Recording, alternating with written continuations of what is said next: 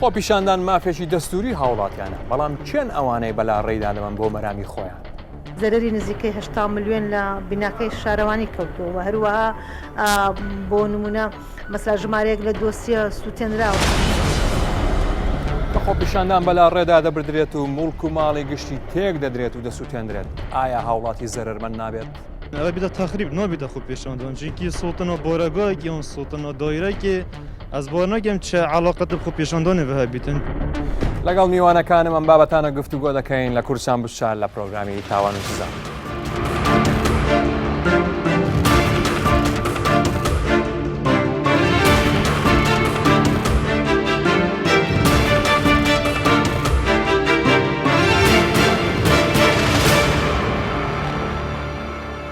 سلااو ڕێزی ستافی پرۆگرامی تاوان و سزاتان پێڕادەگەێنم من بژاردیلان. وەکو هەموو جارێکیش تیمی پرۆگرامی ئەم جارەمان پێک هاتووە لە کاک سیروانگەردی سەرپەرشتیاری CNO،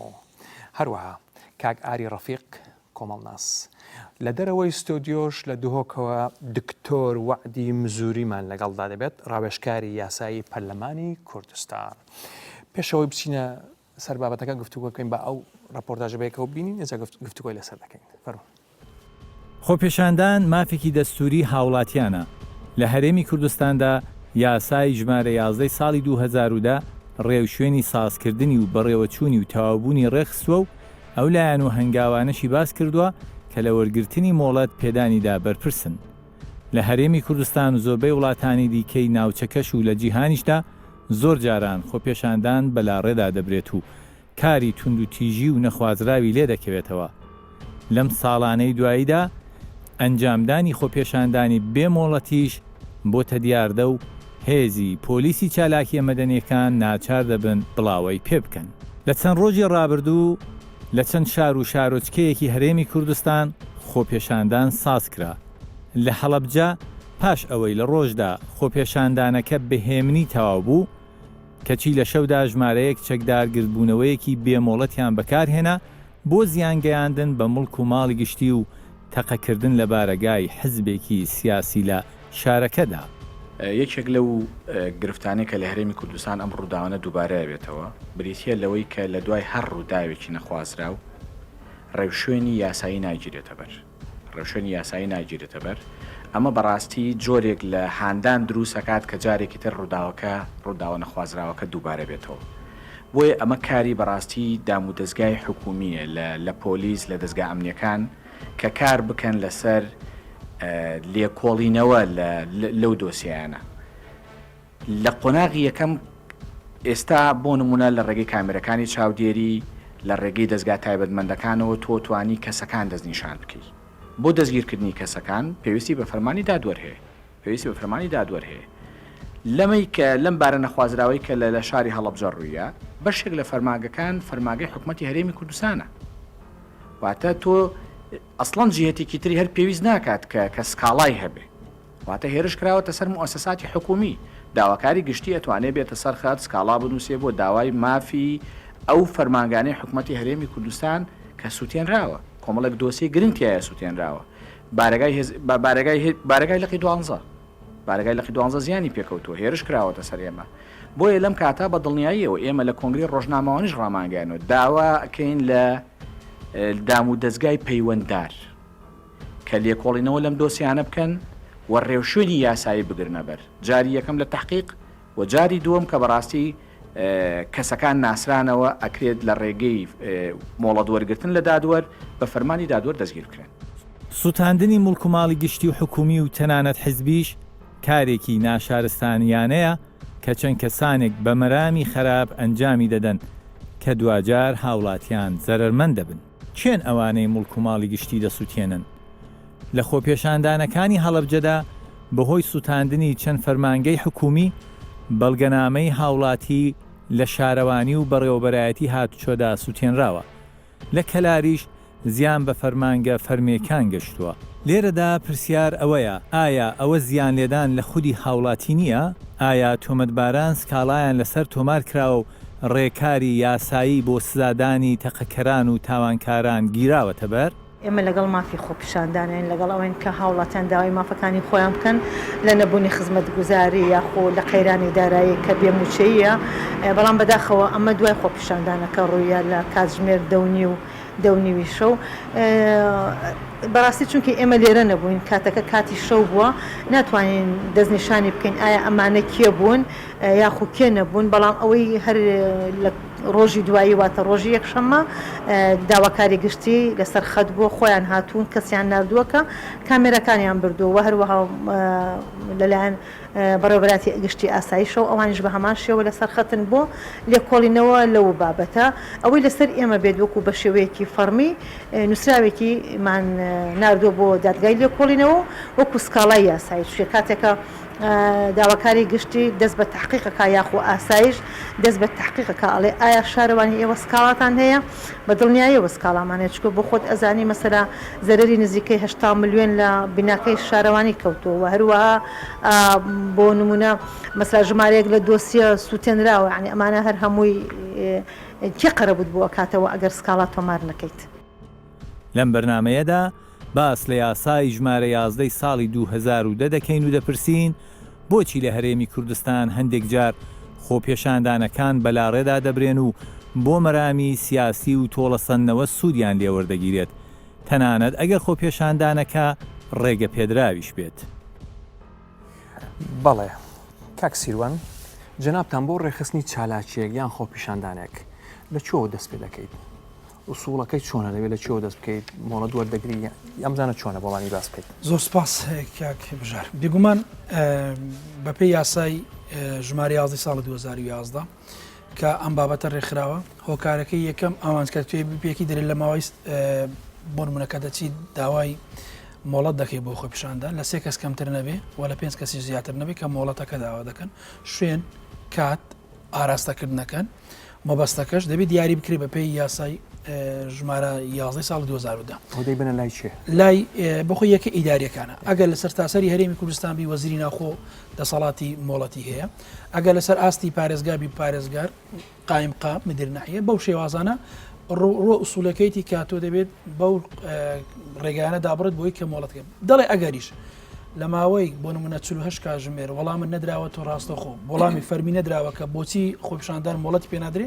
ڕاستە خۆم خۆپیشاندارە دەچێتە بواری جێبەجێکردن دەتوانانی وەکو ما خۆپیشاندانی بکەیت لە ڕووی یاساییەوە و ئەگەر داواکەش لەلایەن لەکەی ئیداری ئەو شارە وەڵامەکەی ئەوە بوو کە نەخێرە دەبێ دیاریش بکرێت کە نەخێرەکەی چییە لۆتێتانە لەدەی لە ڕێگای دادگاوە بچی شکایەت بکەیت کە هۆکارەکان وتیە بەڵام هۆکارەکە مقنع نییە یعنی بۆ ڕێگانە لە ماوەی ڕابرد بۆ شێوازە کردومانە. دەستەکان خۆش بە کاگاری ئایا خۆپیشاندان دیاردەیەکی پێشکەوتوی کۆمەڵایەتیە؟ سەرەتا زۆر سپاس تەبیعی خۆپیشاندان وەکو یەکێک لە مافە مەدەنیەکان وەکو میکانزمێکی مەدەنی لە دنیادا دەناسێنرێەوە وا تعریف کراوە کە بەشێکە لە ڕەفتاری کۆمەڵایەتی دەسە جەمعی و واش تعریف کراوە کە هەر کۆمەلگایەک ئەگەر خۆپیشاندانی تێدا نەبێتکەواتە ئەو کۆمەلگایەوە ئەو نیزامە سیاسی ئەو سیستەمە سیاسی سیستەمێکی سیاسی دیموکراسی نییە. یعنی قاعدەیەکی زۆر سابتێ هەمیشە خۆپیشاندان لەناو ئەو سیستەمە سیاسیانەدا ڕوودن کە نیزامە سیاسەکەی نیزامێکی سیاسیانەی دیموکراتیانەیە. ئەگەر بەراوردی بکەین مەسەلەن پێش ساڵی 91 لە قۆناغی حکومڕانی حزبی بەعەزدا هیچ کەس نەی دەتوانی ناوی خۆپیشاندان و تەنانەت گردبوونەوە بێنێ کە هەندێک ئارامترە لە خۆپیشاندان. بۆ نمونە ئەگەر نمونەی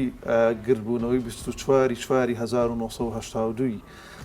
مەسەلەن قەڵاتزە بهێنینەوە کە تەنها یادی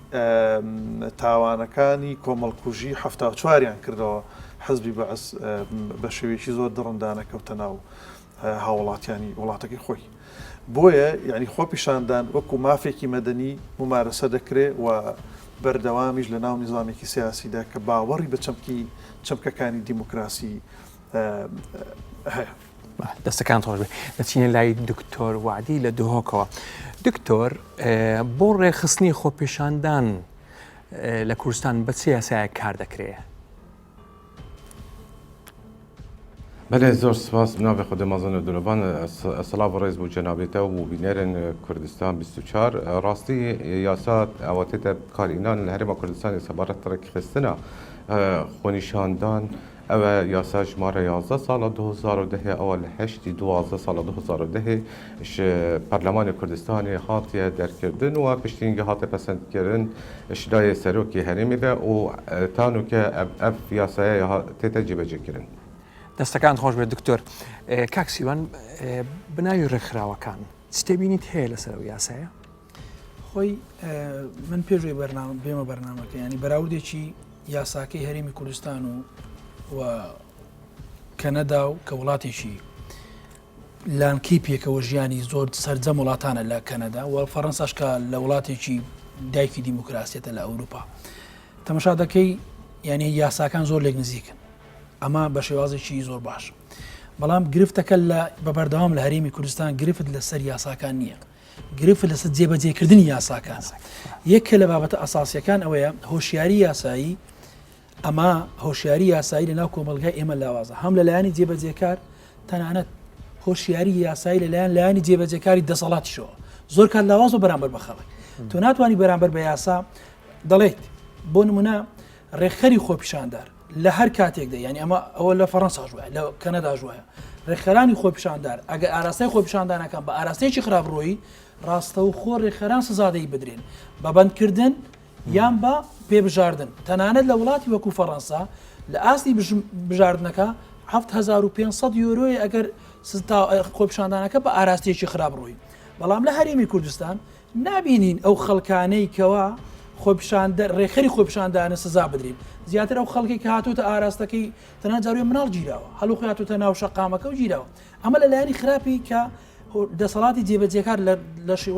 ناهۆشیارەکەی لە بابەتی یاسای خۆپیشاندانەکە کەم کوڕی نییەگە بێهات بەجددی ینی تەنانەت چەند خاڵەتێدا هەیە کە دەکری ئەبدێتی کەینەوە دەکرێت پێداچوونە بە هەندێک لەو خاڵانە بکەیت بەڵام بە کۆی گشتی یاسایەکی زۆر دیموکراسیە وەکو مامۆستاری باسی کرد یاسایە کە دەتوانین لە ئاستی دنیا بڵێن ئەمە هەرێمی کوردستانە بە کوالێتێکی بەرز لە ئاستی دیموکراسی حەز دەکەم ڕێی تۆش بزانم کاگاری لەسەر یاسایە پێشەوەی بچمە لای دکتۆر لەسەر یاسایەکە و ئیزافەیەکیش بۆ سەر قسەکان طبعاً هەموو ئیتفاقیاتی دەولی کۆ بکەینەوە لە ڕێککەوتنامەی جارنامەی مافەکانی مرۆڤ لە ساڵی 48 بڕیاری 1946 معاهدەی ساڵی 1966 مادەی 38 لە دەستوری عراقی بە هەمان شێوە بە قانونی خۆپیشاندان لە هەرێمی کوردستان ئەنجا قانونی خۆپیشاندانی عراق لە ساڵی 2023 هەر هەمویان ئەگەر هەموو لە بەندی یەکەمەوە هەتا بەندی کۆتایی سیر بکەین تەکید لە دوو شت دەکاتەوە بەزەقی یەکەمیان پشتیوانی خۆپیشاندانێکی ناتوند و تیژ بکرێ دوو هەمیان خۆپیشاندان دەبێت بە یاسا ڕێک بخرێ ئەگەر تێبینیمان کردبێ سەرەتای دەنگۆی داڕشتنی قانونی خۆپیشاندان لە کوردستان گروپێکی بەرفراوان یان بەرەیەکی بەرفراوان لە کوردستان پەیدا بوو کە پیان وابوو چۆن دەکرێت خۆپیشاندان بە یاسا ڕێک بخرێ بەڵام سەر ئیتفاقاتی دەولیکە لە هیچ وڵاتێک داعم و پشتیوانی هیچ خۆپیشاندانێک ناکە ئەگەر بە یاسا ڕێک نەخرابێ و جوانتر لەوە بەڕێی من ئەگەر بمانێت زەبتی خۆپیشاندان بکەین لە کوردستانە بەڕاستی دەبێت تطبیقی قانونی خۆپیشاندان وەکو خۆی بکەین چونکە مەسەڵەن حەفدە پێوەری زۆر مهم دانراوە بۆ هەر جیهەتێک هەر گروپێک کە بیهەوێ خۆپیشاندان بکە خۆپیشاندانێکی دروست بکە یەکێک لەوانە مەسەڵەن هەڵگرتنی دروشمە یەکێک لەوانە ئامادەکردنی یاداشتە یەکێک لەوانە دەبێت دەستەیەکی دیاریکراو هەبێ ئەو دەستەیە ڕوون بن ئاشکرا بن کە چێن ئیشرافی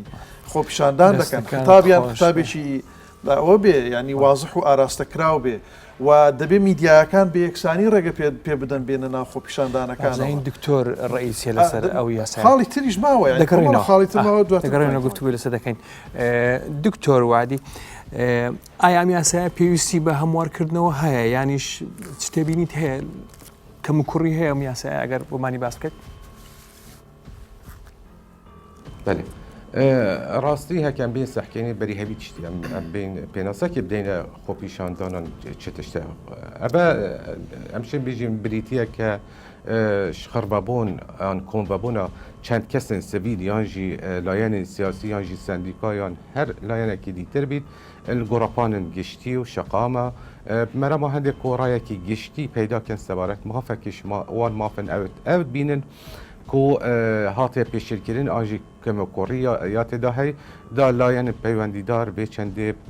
پێشچاف وەرگرن لێ ئەبە ڕامانە وێ چەندێ دەت کو هەبوونا وی مافی و ڕێکخستنە وی مافی ئەتیاسایدا دوێرەدا پێویستە بەری هینگی چەند مافن دیتر هەبیتە دستورێدا یا تیاسایدا هات بیتە چەسپانت بەلێ ڕووی واقعیدا ناهێتە جێبەجێکردن وەکو پێویست. هەرێما کوردستانی ئەو یاسا دەرکەتی لە دیف ستاندارد و معایر نیف دەولەتی ما دوسێ ڕێککەفنامن نیف دەولەتی هەیە سەبارەت بێ چەندێ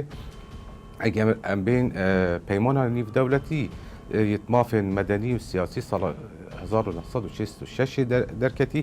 چەند پەیوەرە دانای سەبارەت وی مافی هەرێما کوردستانی ژی ئەف پەیوەرە پێشچافی دانای هەرهۆسا ڕێککەفنامە ئۆڕۆپیە مافێ مرۆڤ ساڵ 1950 و هەرهۆسا ڕێککەفنامە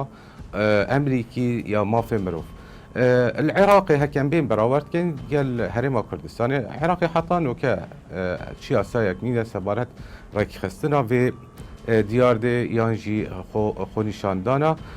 هر چند جي دستور سال 2005 جي دركتيت ماده 38 دا يهاطي اف مافاي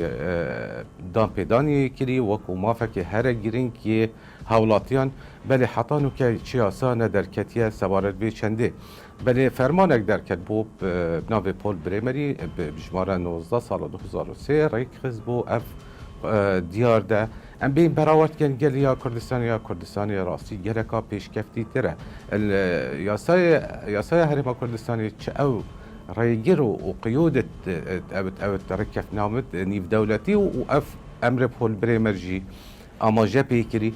یا هرما کردستانی دانینه کواتت ویره دا آزادی را در برین وکوت خوبیشان دانی داتید دوی آسایی دا گنه که بصاناهی تره و آسان تره اشیان رکف نامت نیب دولتی جی او یا عراقی دا لی از بینم چه کم و کوری دوی آسایی دانینه هموار کرن پیویست ناکد اگر هاتو هموار کرن پیویست بو دیتنامن او کم و کوریا او دیار بوید وان خو پیشاندان دو ماهی که دا و چندین سر پیچی حاطی کنه سر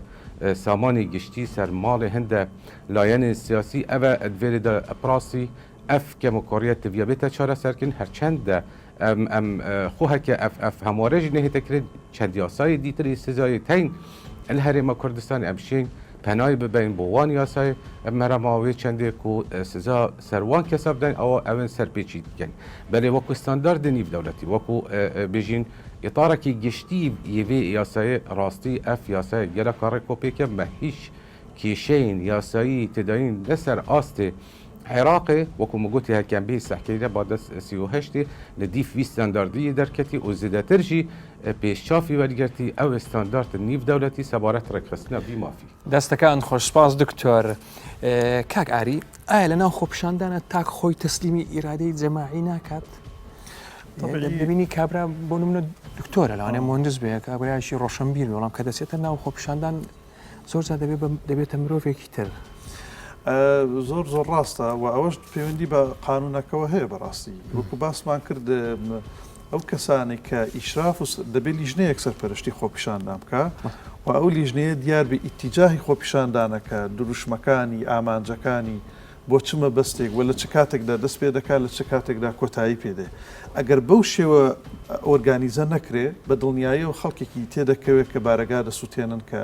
ئاژاوە دەنێنەوە شتێک لە بیرمان نەچێت تەسنیفی بکەین سێ جۆر خۆپیشاندانمان هەیە خۆپیشاندانی سیاسیمان هەیە کە دروشمی بڕوخێ بسووتێ بیکوژە ئەو دروشمە تونند و تیژانەی کە لە ڕابردوودا لە کوردستان بینیمانە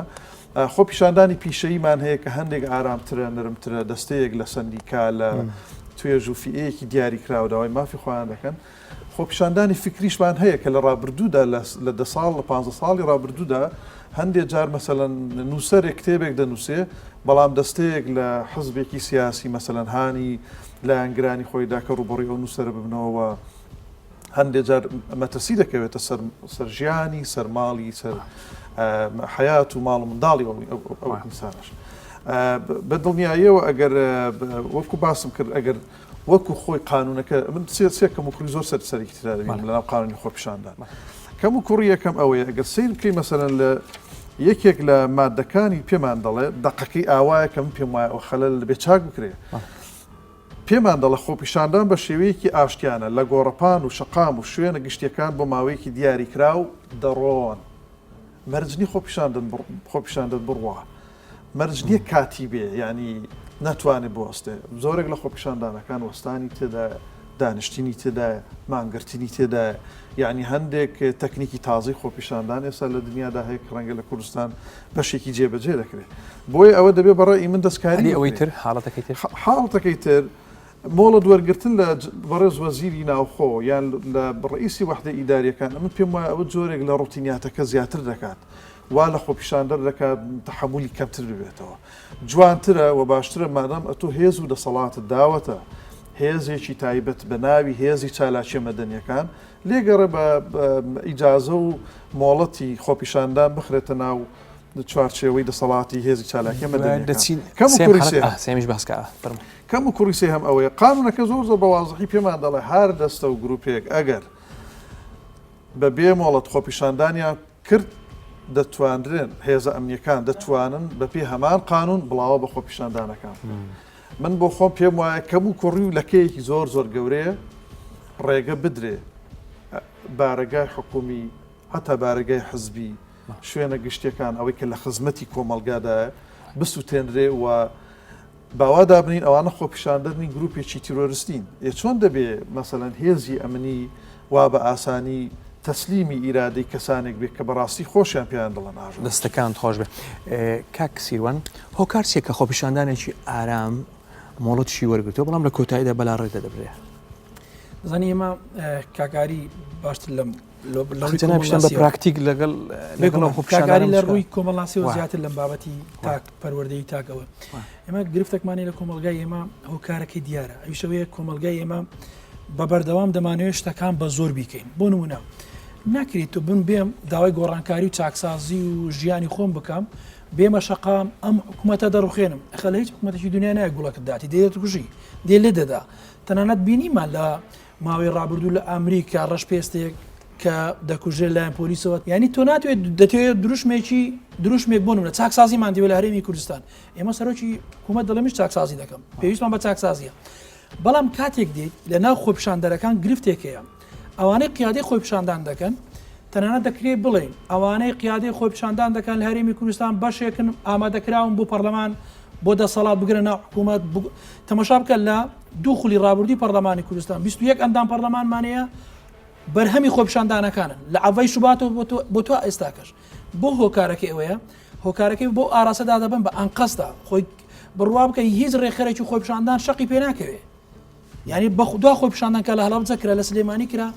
یەک ڕێکخەر شەقێکی پێ نەکەوتووە خەڵکێکی قوربەسەر شەقی پێیەکەوی کە نازانی جاروێ دەڵێ کاکە من بۆ مافی خۆماتم نازانی بەکار هاتووە بەڵام خۆپیشاندەر کێ دەمێ هەردووتان بە کورتی پێم بڵێن خۆپیشاندەر کێ بە قەناعەتی من خۆپیشاندەر دابەش دەبێ بەسەر سێ فیئەی ئەساسیدا فیئەی یەکەمیان بەڕاستی گروپێکەیە دەستەیەکەیە کە بەشێکی زۆرن کەمنین لە کوردستاندا ناڕازی لە هەموو شتێک یعنی خۆپیشاندان وەکو ئابان سیر دەکەن نەک وەکو وەسیلە بۆ گەیشتن بە کۆمەڵێک هەدەفی دیاری کراوە هەر ئەو گروپانەشن مەسەلەن لە ڕابردوودا لەگەڵ حزبێکی سیاسی زۆرینەی کورسیەکانیان بۆ کۆکردبوونەوە لە بەرەوەی ئەوان شیعاری تونند و تیژیان لە بەرامبەر موسسات و حزب و ئەزمموی سیاسیدا هەڵگرت بوو کاتێککە ئەو حزبانە مەسەلەن شیعارەکانیان تۆزێک نەرمتر دەکەنەوە و دێن مشارەکەی حکوومەت دەکەن کە بەڕێی من ئەوە ڕێگە ئەساسیەکەیە چکە لە دوجار لە حزب بۆچیدا دەمەزری حزب بۆ خۆپیشاندان و ناڕزایی و دژبوون دانامەزری حزب بۆ ئەوە دادەمەزرێ کە بێتە ناو مؤسساتەوە لەوێوە خزمەتی خەڵکو و لایەنگرانی خۆشی پێ بکە ئەوە فیئەی یەکەمە کە ڕازینی لە هیچ فیئەی دووهەمیان بەڕاستی ئەوانن کە لەژێر تەسیرات و کاریگەری بزوتنەوەیەک یا حزبێک یان بزنسمانێک یان کەسێکی ئاوادان و ئەوان ئاراستەیان دەکەن فیئەی سێهەمیان کە زۆر گرنگە لە بیرمان نەچێت هەر خودی مەسلەی فەسادی ئیداری و ئەو فەراغ گەورە گەورانی حزبی سیاسی لە کوردستاندا دروستی کردووە وای کردووە دەستەیەک لە کۆمەلگایە بەرەیەکی زۆر لە کۆمەلگا ناڕازی بێ لەو نادادیکە هەیە یعنی ئێمە هەموو ئۆباڵەکە نەخینە سەر خۆپیشاندان یەکێک لە کەم و کوڕیەکانیشمان ئەوەیە کە من پێم وایە سڵتەی سیاسی لە کوردستانە نەیتوانیوە حتا ئەو کێشە گەورانی کە هەشە پەیوەندی بە مەسلەی بودجە و بڕینی ڕاتبی خەڵکو ئەوانە نەماتوانیوە بە خیتابێکی قەناعەت پێکرد قەناعەت بە خەڵکی خۆمان بکەین کە کەم و کوڕیەکانمە دەست خۆش کاکسیوان بە کورتی خۆپیشاندە چێە؟ ئەو کەسانن کەەوە دەزانن مافێکی ڕەوایان لە لای کەسێکە داوای دەکەن تەنانەت ئەگەر بە حکوومەت بێ یان بۆ لایەنێکی کۆمپانیایەک کە بۆ نمونە بەداخۆتای سە لە کوردستان ئەمە زۆر کەمە کۆمپانیای غەدر لە کارمەندەکانی دەکات بە یەک ڕۆژە 500 کەس فەسڵ دەکات درێ وەزعم باشنە کەسی خۆپیشاندان ناکە دەڵێمە کەرتی تایبەت و ماڵی خۆم و بەڵام لە هەمان کادا ڕاستە مافی ئەو کەرتی تایبەت و مافی ئەو کەسەیە کە خاوەنی کارەکەیە بەڵام دیسانەکە هۆکاری ئەو دەبێت ڕووکرێتەوە بۆ تێم خەڵکەوە دەرکراوە لەو شوێنە بۆیە ئەوانی کە داوا دەکەن زیاتر ئاراستەکان بەرەو ئاراستەی حکوومەتە کە پێمان وایە حکوومەتی هەرێمی کوردستانیش لە ئێستادا لە هەرێمی کوردستان دۆخەکە لە دەزانین قۆناغێکە کاگاریش باسی کرد فەسادی کە لە هەرێمی کوردستان لە قۆناغێکی زۆریشدا یان نەک بڵێن ئەمە کەمە و ڕێژەکەی چا دەکرد بە ئاسانی ئەمە پێویستی بەڕاستی بە گێڕانەوەی متمانەیە لەلایەن حکوومەتەوە کە متمانی خەڵک بەدەست بێنی بۆ هەڵبەتە حکوومەت ئێستا خەریکە بزانین هیوادارین سەر لە دکتۆریش بپرسین دکتۆر ئایا بەلا ڕێدەبردننی خۆپیشاندان تاوانە سزاکەی چیە؟ بله بێگومان خۆپیشاندان وەختێ تێنێکردن مەرەمەکە تایبەت یا هەیتێدا ئەو مەرەمە ناشی بیشوی چارچۆڤەی دەرکەویت ئەوێ هاتی ئیمزاکردن توێ داخوازنامەدا ئەوت لیژنا خۆپیشاندانان پێشکەشی جهتین پەیوەندیدار کردی ئان یەکا کارگیری کردی و پشتی هنگی ئەو دامپێدان یانجی ڕێکەپێدان هاتێکردن بوانە خۆپیشاندارە بکەن بەلێت vێرێدا ئەگەر هاتۆ لەدی قانونێژی ئەگەر هاتۆ خۆپیشاندان شوی چارچۆڤەی دەرکەت چۆ بەرەف ئاقارێکی دیتر ئەوە وەزیرێ ناخۆ هەماهەنگی گەل یەکێن ئانسەرۆکینی یەکێن کارگێری و ئیداری هەرێما کوردستانیدا ئەوە مافێ هەی قوێ خۆپیشاندانێ نەهێنن چونکە ئەوە دێشوی چارچۆڤەی یاسایی دەرکەویتن لەوما ئەو مافای یادایە وەزیرێ ناخۆ قوێ خۆپیشاندانێ نەهێنن دەستەکان خۆش دکتۆر سپاس کاگاری زۆرێک لە مرۆڤەکان دەتوانین بڵێن کە غەریزەیەکی تند و تیژی یان تێکدەرانەی تێدایە ئایا ئەم غەریزەیە چالاکتر دەبێت لە ناو خۆپیشاندان؟ وەکو بەشێک لە ڕێبەرانی کۆمەڵگەی مەدەنی یەکێک لەوانە تۆماس هۆبس پێی وایە کە لە بەرەوەی ئینسان دیوێکی شەڕانگێزانەیە و دیوێکی ئاشتی خوازانەیە و لە بەرەوەی لە کۆمەلگادا شەڕ هەیە لەسەر مەسەلەی بەدەستخستنی مافەکان و هەندێک جار نەعەدالەتی دروست دەبێ و هەندێک جار نادادی دروست دەبێت لە وەرگرتن و ستاندنی ماف و دابشکردنی ئەرکەکاندا حاڵەتێکی سروشتیە کە ئینسان لە منملانەدا بێ بۆیە ئێمە خۆپیشاندان وەکو دێوەزمەیەک سیر نەکەین وەکو کارەساتێکی کۆمەڵایەتی نابێت سەیری بکەین خۆپیشاندان دیاردەیەکی گەلێک جوانەوە لە هەر کۆمەلگایەکدا خۆپیشاندان ئازادی نووسین مانگرتن ئەو کایە جۆر بە جۆرانی کە دەچن ناو چوارچێوی ئازادی تاکە کەسی و ئازادی کۆمەڵایەتیەوە سیمایەکی جوانی کۆمەلگان دەبێت پشتیوانی لێ بکەین بەڵام ئەگەر شتێکت بەبییر بێنمەوە ئەمن پێم وایە ممارەسەکردنی مافە مەدەنیەکان لە 92 جوانتر بووە هێمنتر بووە لە ئێستا دلیلن بۆ قسەکانی خۆمان ساڵی 92 کاتێک کە خەڵکی کوردستان مانگرتنی سەرتاسەری ڕاگەیان لە بەردەمی بارەگایەکانی UN بۆ تەحدیدکردنی هێڵی 36 کە ئەو کاتی مەترسی گەڕانەوەی حەزبی بەعس هەبوو بۆ سەر هەرێمی کوردستان هیچ ئینسانێک پەنجەیەکی بە خوێندانە هات و UNیش ناچارکە کە هێڵی 36 دابنێ بنکەی ئەنجەرلی بکاتەوە لە تورکیا و هەرێمی کوردستانیش لە مەترسیەکانی بپارێزرێ خاڵێک زۆر گرنگە ئەمە دۆسی خۆپیشاندان وەکو خۆی نەبووتە خەمی سەرەکیمان مەسەڵەن ئەگەر سێرچێ بکەی لە ناو کتێبخانەکانی کوردستان لە گۆگڵەوە لە هەر هەیەک لە وەسائیلانێک کە سەرچاوەمان دەست دەکەوێت دوو دیراسی ئەکادمیمان نییە کە بۆ کۆمەلگاشی بکاتەوە کە خۆپیشاندانی دروست چۆنە هەر بۆیەشە نەبوونی ئەو ئیهتیمامە وای کردووە هەم خۆپیشاندەر نەزانێ خۆپیشاندانی دروستکە کە تا ئێستا نەمانزانیوەها یعنی تا ئێستا کۆمەلگەی کوردستان بەو پێوەرانی کە کۆمەلگا پێشکەوتۆ خۆر ئاواییەکان کە ئێمە دەچینە ناو چوارچەوی کۆمەلگەی تازە گەشە سندوو ئەوانی کە ئەوان تطبیقی دەکەن ئێمە تا ئێستا ئەو پێوەرانەمان تطبیق نەکردووە کە پێی دەگوتێ خۆپیشاندانی دروست لەو لاشەوە هێزە ئەمنیەکانمان دەسەڵاتیش هەتا ئێستا وەکو پێویست هێزەکانی خۆی ڕانەهێناوە بڵاوە بە خۆپیشاندان بکە یا تەنزیمی بکە یا ڕێکی بخە دەبێ ئەوە هیچ کەسێک پەنجی دەستەکان خۆش بێ دکتۆر وعدی تاوانەکانی بەلا ڕێدابردنی خۆپیشاندان دەکەوێتە ئەستۆی کێ ئایا ئەوانەی خۆپیشاندانەکان ڕێخستووە یان ئەوانەی کە دەبنا هۆی تێکدانی خۆپیشاندانەکە ڕاستی ئەم تبیا هەر حالەتێکی سەحکەینی جودا جودا یعنی دبێدا هەکەر ئەو خۆپیشاندان دەرکەتە شوی چارچۆبەی ئەوێ شێوەکی فەرمی ڕێکەپێدان بۆ هاتیەکردن دەبیان سەحکەینی کاچە هاتیێڕیدان ئایا چ تاوان هاتیێڕیدان یعنی بۆ نمونە ئەف خۆپیشاندانت بێ دۆمایکی هاتیینەکردن چەند دەبەرن هەرێما کوردستانی مەدید گەلک سەرپێچی هاتەکردن سەر ماڵێ ئۆسامانی چەند لایەنی سیاسی ئەved وێرداکەم بێن سەحکەینی یاسا سزایی یا عێراقی ئەوەل هەرێما کوردستانی تێتە جێبەجێکردن ژمارە 111 ساڵ 60 هەیە ئەوە هەموار کردی ئەved وێردا چەند دەقێنی یاسایی تەین سەبارەت بێ چەندی بگیرە ژمارە 342 343 حتا 470 هەیە ئەved سەبارەت پاراستنە مافێ ئانژی سامانی گشتی یە هەر لایەنێکی بیت یعنی ئەشێمت وێرەدا بێژم سزاوی ڕەنگەل دیف دەقێن یاسایی گەهیتە 15 ساڵەژی هەر هۆساکیان بێن سەحکەینێ لایەنێکی دیتر بە ئەگەر خاتۆ ئەو خۆپیشاندان بۆ ئەگەر هەندێک و هەندە کەس بێنە کوشتن یانژی هەندە کەس تەندروستیاواتێک بچیت ئەبەدی دەقەکە دیتری یاسایی هێتە جێبەجێکردن بۆ نمونە بگابێ ئەدوی دەمیداک و پەتایە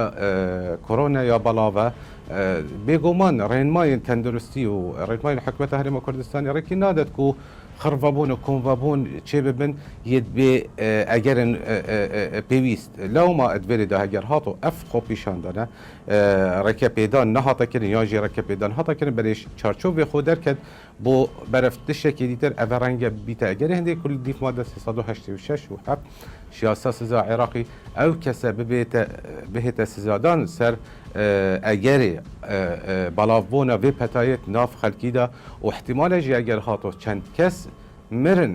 ser vê çendê rengel dîf made 410 û 412 siyasa sezayê bêne sizadan ew sizaya jî gehîte 15 sala dîvê yasayê.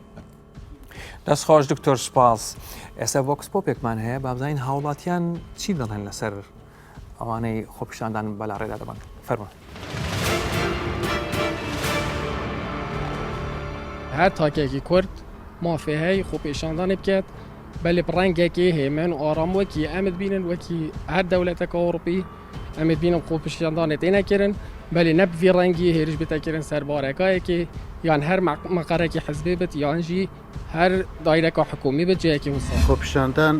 گەشتە ڕادەی تونوتیژی تا ئەو ڕادەیە کە سوتانی بینای حکومی بێت یان زەرمەندی بێت لە مڵکی گشتی ئەو کات یا خزمەتگوزاری ناچێتە خانە خۆپیشاندانەوە فەرمووی ئێستا سەرکاتی شارانی هەڵەبجە سوێتاوە 3000 دۆسیە لە ناوبراون ئەو 3000 دۆسیە چیان لێ بکەین ئەو 3000 دۆسیە کاتی خۆی زۆر بە ناڕەحەت کۆکراونەوە لەبەرەوەی کە تاوانی هەشتەهەش کراوە زۆر بە ناڕەحەت سەر لە نەدوێ ڕاپەڕین کۆکراونەوە ئێستا دیسان سووتێنراون بەچی ئەو هاڵاتیانە ئیسفادیان لێ بکەنەوە بەچی فەرمانبەری سادی لێ بکاتەوە ئەمە جگەل لە زیانگەیاندن بە هاوڵاتی هیچ کاتێک داواکردنی ماف نیە بۆ هاوڵاتی داواکردنی ئەوەی ماف بۆ خۆوێت لە شەوە و پەلاماردانی دام و دەستگای گشتی و بارگای حیزبی لە یاسای خۆپیشاندانە چێتە دەرەوە ئەبێتە جۆرێک لە هەڵقوتانە سەر من هیوام وایە وەعی خۆپیشاندان لە لای ئێمە گەشە بکە بۆ ئیلتیزام بە یاسای خۆپیشاندانەکانەوە بکەین ئەvە ئەم هەمی زۆن ئەوە بیتە تەخریب نۆبیتە خۆپیشاندان چونکی سوڵتنەوە بۆرەگایەکی ئەوە سوڵتنەوە دایرەکی ئەس بۆ ناگەم چه علاقەت بە خۆپیشاندانێ بەها بیتن خۆپیشاندان ئەبێ بە هێمنانە داوا بکەیت شێوەی کۆمەڵنەوەی هەرێکێ بەلایەکە و بێ سەرپەرش بێ بەڵام حەقی خۆی شێتی نەگێتە ئەو حەدێ عەزێتی خەڵک بدەیت عەزێتی دام و دەستگای دایرەکان بدەیت دایرە سوتاندن ئەوانە خۆپیشاندانیە شەڕە بەرد و ئاژاوە و پۆلیس بریندارکردن ئەوانە هیچی خۆپیشاندانیە بەڵام خۆپیشاندان حەقی خۆیەتی چون نفوسی ئاستوان دەداری نادامشی ئاستانێ ئەم سانەکەی ڕاستە کەی خۆپیشاندانە وەستێکی ڕاز نیە گێرەشێویە لە ڕاستیە خۆپیشاندان ئەوەیە خەڵک بێتە سەر جادە بە هێمنانە بچواتە بەردەستی هەموو دایرەکان داوای مافی خۆی بکە داوای حەق خۆی بکە سپاس کاک سیروان هاوڵاتیانی خۆپیشاندان تا چەند بەرپرسیارن لەسەر سەلامەتی بەڕێوەبردننی خۆپیشاندانەکە جگە لە ڕێکخەران بێگومان ینی تۆ لەناو خۆپیشاندەری دانێک دایت باز لە بابەتێک دەکات داوای لە مافی خۆت دەکەیت تو هاتی وەکو مامۆستایەک وەکو دکتۆری وەکو وەرچین و توێژێک لە کۆمەڵک کە داوای مافێک دەکەیت دەبێت ئاگاداری ئەوەش بی خەڵکەک نیتە ناو خۆپیشاندانەکە بڵێ بابی سوتێنین بابی ڕوخێنین بابی شتێنین ئەم ئەو کارە وا دەکات داواکەی تۆش ببێتە داوایەکی سیاسی داوایەکی ناڕەوا چونکە تۆ بەرامبەر بۆی کە داوای موچە دەکەیت داوای ژیانی خۆت دەکەیت داوای ئەو مافەتەکە کە لێت زەوت کراوە کە داوای دەکەی بە ئاراستێکی خراپدا بشتێتەوە ممکنە ببێتە هۆکارێکی ئەوەی کە سزاکەی تۆش زۆر بێت بۆ نمونە سزاکەی چێ فەرمووت بینیمان لە هەڵەبجەیە لە کاتی خۆپیشاندانە کۆمەڵێک دۆسێ دەسووتێ ئەو دۆسیانە ئیکێن ئی من نین لە شاری هەڵەبجەیە ئی خەڵکی هەڵەبجەن واتەی ئەو کەسانە کە خۆیان بەشێکن لە خۆپیشاندان بۆیە دەبێت وریابین لەوەی کە هەر کاتێک ئێمە خۆپیشاندان دەکەین ڕێگانە دێن دەستێک بێتن ئاراستی خۆپیشاندانەکە بە ئاراستێکی نالەباردا دەستەکان خۆ کاگاری حکوومەتی هەرێم هێزێکی تایبەتی دانا بۆ پاراستنی گیانی خۆپیشاندان زۆر جاریش بێت چەکردنەوە بزانم بەشی زۆری ئەوەی کە پێیان دەگوتی هێزی چالاکیە مەدەنیەکان بێچەکن زیاتر داریان پێ ئاو بەکاردەهێنن و مەغازی فرمێسک ڕەش بەکاردەهێنن بەڵام پێویستیان بەڕاهێنانی زیاتر هەیە بۆ ئەوەی زیاتر کۆنتۆڵ هەستنا کارەکەشیان زەحمەتە زۆر جا دەبینی خۆی ڕاوەستەوە بەڵام باوکی لەناو خۆپیشاندانەکان بەڵێ کارێکی زەحمەتە بەڕاست کارێکی زەحمەتە بەڵام مادام حزبی سیاسی لە پشتی ڕێخستنی خۆپیشاندانەکانەوەیە بۆیە زۆر جار مەودایەکەی خۆپیشاندانەکە گەورەترە و جیاوازترە لەوەی کە دەستەیەک فیئەیەکی دیاریکرا و داوای مافەکانی خۆیان بکەن هەر بۆیە کۆنتترۆلشی زەحمەت دەبێت لەو کاتاندا مادام ئێمە دەزانین سروشتی وڵاتەکەی ئێمە بەو جۆرەیە کە بەشێک لە حزبی سیاسی بزوتەوە و هەر ناوێت گروپێکیان لێدنەی لە کوردستاندا وەکو ئۆپۆزیسیۆن کار دەکەن کەواتە دەبێت وەزارەتی ناوخۆ ئیسعدادی زیاتر وەربگرێ ژمارەی هێزەکان زیاتر بکە و ڕاهێنانیان پێ بکە بە پێ و پێوەرانی کە لەو کۆمەلگاکانی دیکەدا هێزە ئەمنیەکان ڕوبڕی خۆپیشاندەران دەبنەوە بەس خۆش دکتۆر زۆر جار مناڵ بەکاردێ لە خۆپیشاندانەکان ئایا ئەمە تاوانە پاشانیش لێ پێچینەوە لەگەڵ چێ دەکرێت مەسەن لەگەڵ دایک و باوکی مناڵەکان یان لەگەڵ ئەوانەی خۆپیشاندەکان ڕێخست بله الياسا سزا عراقي ماده 47 دا هاطي هر كسا كي ديتر بال بدد بو انجام دان تاواني او كسا ني برپرس بيت اشداي ياسایی و اجا چه جيوي كي بيتن يعني بن 11 سالي دا بيتن ديف ياسا هرم كردستاني يانجي ينا 4 بدو انجام دان جريميان بو هر هويك يانجي اگر کی کو او کابرایا او کسا نی برپرس اشتای یاسایی و اود ورده او کسی اف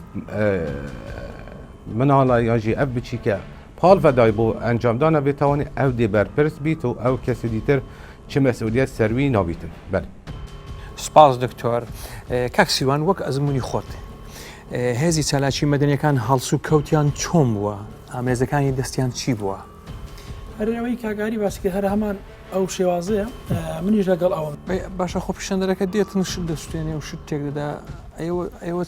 تاوان ئەمە ئەساسا نەبوو بە دیادەرکی زۆر ینی چەند حاڵە چەند جارێک ئەمە دووبارە دەبێت ئەوە هۆکارەکەش دیارە بڕوا بکە هۆکارەکە نەموچەیە نەژیانی خەڵکەنە هۆکارێکی سیاسیە هۆکارەکە سیاسەکەش ڕوون و ئاشکرایە خەڵکانێک دەیانەوێ بە ڕێگای ئەم خۆپیشاندانەوە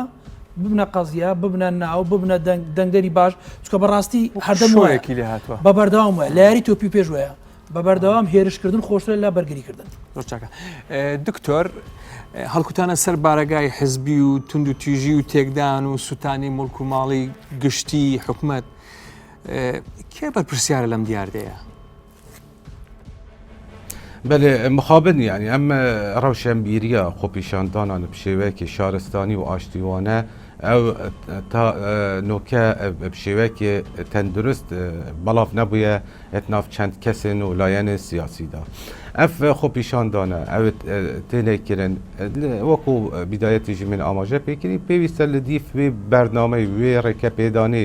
ئەوە هاتێ دانش لایەن پەیوەندیدار بهێنەکردن ئەم بهێن وێرەدا چارچۆبێ وێ ئەو دیێ دەرکەبین و هەندە دیاردن لە شارستانی بکەین ڕاستی ئەوە نابیت خوب پیشاندان بلکه بیت نوع تخریب که نوع سرپیشه که و تیت هجمارتن وکو تاوان سر سامان گشتی یانجی سامان هاولاتیان یانجی هر لایانه کی دیتد لی از لزفرم بیجم یعنی اگر ام بین دقت سحكيني ياساي الكاربيكر الهربا كردستاني دبين جالك ياساي هاي حكمي في مسألة كين بونمونا اگه ماده سيش ياسا برهنگاربونا تيرور الهربا كردستاني جبال 3 سال 2006 ام سحكيني في ماده داي هاتي بحثي و چندي كريكو اگر هاتو يانجي ايكي شوان كارو كريارت هجمارتين وكو توانا تيرور اوه هکر هاتو تگدانا مال گشتی یعنی مالا هر لایه کی دیتر پیش وازی او توی ماده دا هاته دارشه کواتت وریدا افکار تهجمارتنج في ناحیه و وکو کار کی تیروری بله سپاس دکتۆر کاکسیروان خۆپیشاندان دەکرێت بەلا ڕێدا بدرێت تەقا دەکرێت مڵک و ماڵی خەڵک دەسووتێندرێ ئەمە ڕۆڵی دەستگا ئەمنیەکان چییە لەم ڕووداوانە؟ ڕۆڵی دەستگا ئەمنیەکان پاراستنی ئەو خەڵک خۆپیشاندانە یەکەم هۆکار پاراستنی خۆپیشاندانان لە هەر ئەگەرێک و پاراستنی دام و دەستگاکانی ئەو شوێنەیە کە بۆ نمونە بۆی کە بەلا ڕێدا نەبدرێ لە یاسای ژمارە دەی ساڵی 2000 لە یاسای ژمارە 11 ساڵی 2010 لە دوو خاڵ لە خاڵی لە مادەی 11 خاڵی یەکەم و دووەم دەڵێ ئەگەر دەستگا ئەمنیەکان لە یاسا دەرچوون ینی بۆ نمونە توندتوژیان بەرامبەر خەڵک کرد بەبێ هیچ هۆکارێک سزا دەدرێن لە خاڵی دووەم دەڵێ ئەگەر دەستگا ئەمنیەکان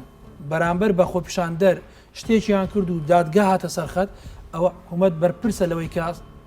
بەرامبەر بۆی قەرەبووی ئەو خۆپیشاندانانە بکاتەوە کاگاری بەخێرە بۆ گانی داواکاریەک هاوڵاتی پێویست بە بەکارهێنانی توندوتیژی دەکات جارە پێشەوەی کە هاوڵاتی پەنا بۆ توندوتیژی بەرێ بەڕاستی هاوڵاتی دەبێ بزانە بە فیتی چێوە بە لەسەر داواکاری چێ دێتە سەر شقا یعنی ئینسان بە منطق بیری لێ بکاتەوە 5 دقەدانیشە بیر لەوە بکاتەوە بزنسمانێک نەتوانێت زیاتر لە قەرزی 50,000 هاوڵاتی وڵاتەکەی خۆی لەلایە بیداتەوە سپینێ بە دەستی خۆت بیهێنیە سەر حکم و مڵک و ماڵی گشتی لە بەردەست بێ خاڵە سنووریەکانی لە بەردەست بێ بۆ ڕینەوتی ئەو وڵاتی لە بەردەستا بێ چۆن مامەڵە لەگەڵ داهاتی ئەو وڵاتە دەکات چۆن دەتوانێت عەدالەتی کۆمەڵایەتی بەرپا بکە ئەو قسەیەمان هیوادارم بە ئاراستەیەکی نەرم وەکو خۆی بگە من وەکو هاوڵاتیە کە سیر دەکەم بەڕاستی بەلامەوە سەیرە گەنجێک یان پیرێک تەنانەت بە لەسەر داواکاری کەسانێک کە نەیانتوانیوە بە درێژایی تاریخی خۆیان لە ناو کاری سیاسیدا نمونەیەکی جوانتر لە دەسەڵاتی سیاسی لە کوردستاندا نیشان بدەن دەستخۆش خاڵێک زۆر گرنگە من پێم وایە غیابی کۆمەلگەی مەدەنیە کە زیاتر لە 4800 ڕێکخراوی مەدەنیمانەیە لە کوردستان و یەکێک لە میکانیزمە مەدەنیەکانی منظەماتی مجتەمەعی مەدەنی بریتیە لە خۆپیشاندان ئەگەر کۆمەلگای مەدەنی لە کوردستاندا ئەکتیڤ بێ کارا بێ بەڕاستی ساحە چۆن نابێ بۆ کەسانێک بە ئەجندای سیاسی کوڕی خەڵک بهێنە سەر جادە و بە کوشتیاندا ئاخر خاڵ زۆر گرنگە ئەگەر لە حەزمان کردێ کۆی ئەو خۆپیشاندانانی کە کراون دائیمەن خۆپیشاندەر زیانی بە دەستگای ئەمنی گەیاندووە بە مقاڕاتی حزبی گەیاندووە بە دام و دەستگای حکوومەت گەیاندووە دائیمەن مؤسساتی دیکە لەبەرەی دیفاع لەسەر ئەو خاڵی سێمی جەنابتان لەگەڵ دکتۆر قسە دەکەم دکتۆر پۆلیسی چالاکی مەدەنیەکان کاریان پاراستنی گیانی خۆپیشاندانانە کەسی زۆر جار دەبینی هێرش دەکرێتە سەریان لیان دەدرێ قسەی ناشریان پێدەوترێ ئایا ئەمە تاوانە؟ بله وكم قلتي جالك دقن ياسایی تين كو حكمين في وان سربيشات كان يانجي دركتنا خوبيشاندران اشتشارشوفي خوبيشاندري اف زيدا قاوية و سربيشيال سر وان بوليسن اوت باراستنا خلقی خوپیشاندر کن ادویری دا اوه اف سرپیچه دی ام تماشاکه که بیتا چی تاوان آیا تتا هجمارتن وکو تاوانا کشتنه یانجی تاوانا تندوتیجی یانجی تاوانا هر تاوانا کادیتر او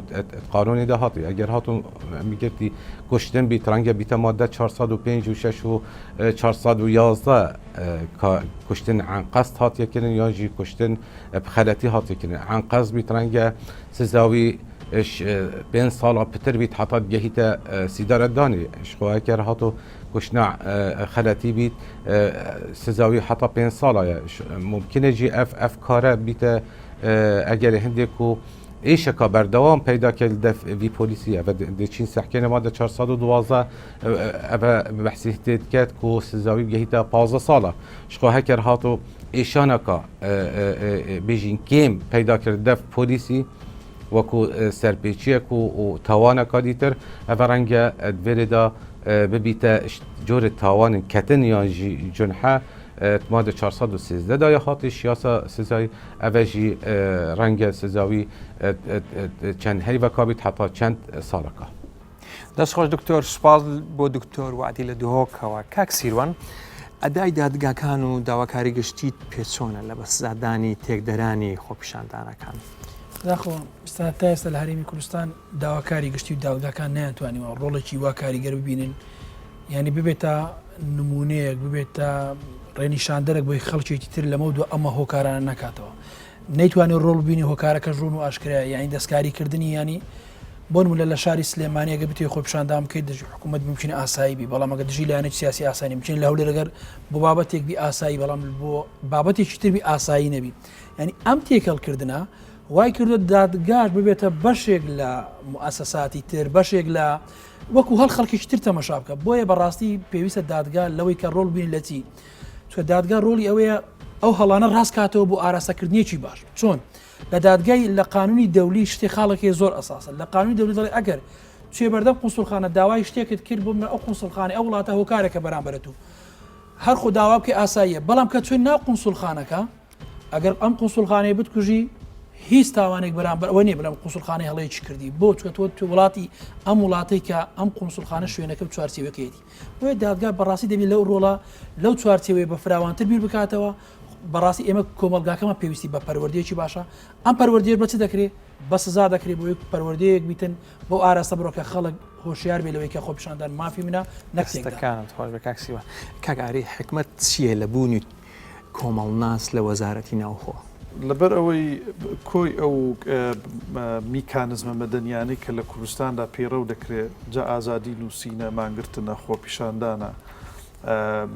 نووسینی بەیان نامەیە بەشێکی دەبێت وەزارەتی ناوخۆ ڕێگەی پێدراوە تەنزیمی بکە ڕێکی بخە بەڕاستی گرنگە مەسەلەن بە تایبەتی بەڕێز وەزیری ناوخۆ ڕاوێژکاری کۆمەڵایەتی هەبێەوە لێکەوتە و دەرەنجامە کۆمەڵایەتەکانی هەر بڕیارێک کە دەدرێ بۆ وەزیری ناوخۆ ڕوون بکرێتەوە کەسانێک بخرێنە ئەو شوێنە کە فعلەن لە ناو چەقی فی ئەو توێژە کۆمەڵایەتەکاندا ئیش دەکەن و ئاگایان لە حاڵەتی ڕووداوە کۆمەڵایەتەکان تاوانە کۆمەڵایەتەکان دیار لە کۆمەڵایەتەکان